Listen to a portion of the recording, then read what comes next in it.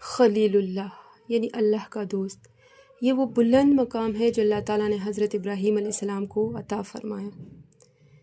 یہ مقام اس کامل محبت، گہرے تعلق اور بے مثال وفاداری کی علامت ہے جو انہوں نے اللہ کے ساتھ قائم کی۔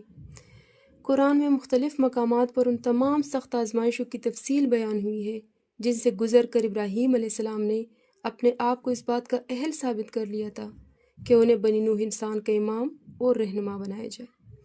جس وقت سے حق ان پر ظاہر ہوا تھا اس وقت سے لے کر مرتے دم تک ان کی پوری زندگی سراسر قربانی ہی قربانی تھی۔